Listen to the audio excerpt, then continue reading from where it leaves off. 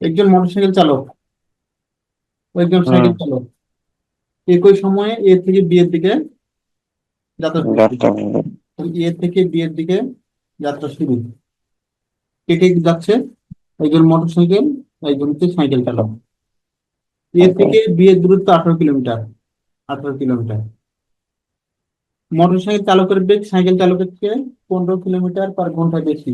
তাহলে ধরি সাইকেল চালকের বেগ এক্স, তাহলে হ্যাঁ, মোটরসাইকেল এসে চালকের বেগ হচ্ছে x+15। এক প্লাস অর্ধেক দূরত্ব অতিক্রম করার পর, অর্ধেক দূরত্ব মানে কত? তাহলে 9। কিলোমিটার। হুম, 9 কিলোমিটার দূরত্ব অতিক্রম কর মোটরসাইকেল চালক 30 মিনিট বিশ্রাম নিল। তাহলে মোটরসাইকেলের ক্ষেত্রে হিসাব করি, তাহলে প্রথম অর্ধেক যেতে সময় লাগবে কত? 9/x+15। হুম।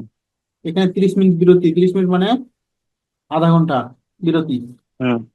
হ্যাঁ, তার এরপর গতি 20% কমে যায়। পরে গতি কত হলো? যেটা গতি ছিল পরে 80%। হ্যাঁ, তার তাহলে বিশ 80 বাই পার্সেন্ট কমে। 100 ইন্টু হচ্ছে +15, ঠিক আছে না? তাহলে কাটাকাটি হুম। 4/5, তাহলে হয়ে গেল 4/5 x+15। তোমাকে একটু নিজে ভালো করে লিখতে হবে। দ্বিতীয় ক্ষেত্রে বা প্রথম অর্ধেকের পর তার গতি। হুম। তাহলে পরবর্তী অর্ধেক যেতে সময় কত লাগবে? 9/4/5 ইন্টু x+15, তাই না? হুম। এটা হচ্ছে মোটরসাইকেল ওলার সময়। হুম। এবার সাইকেল ওলার সময় চিন্তা করি।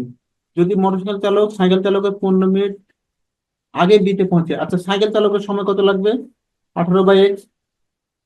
হুম। কে আগে পৌঁছাচ্ছে?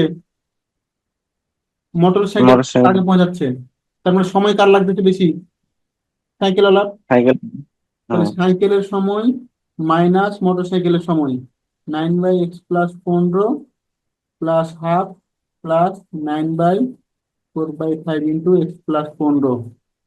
কতক্ষণ বেশি লাগতেছে? বেশি লাগতেছে 15 মিনিট 15 মিনিট। হবে। এগুলো আমরা ঘন্টা হিসাব হ্যাঁ। করছি। তাহলে 15/60 করে দিই, ওটাকে ঘন্টায় করে দাও। কি ঠিক আছে? হুম। আশা করি ক্যালকুলেশন করতে পারবা। হুম। এই ফিগারটা এখান থেকে পাবো হচ্ছে 12 কিলোমিটার পার আওয়ার।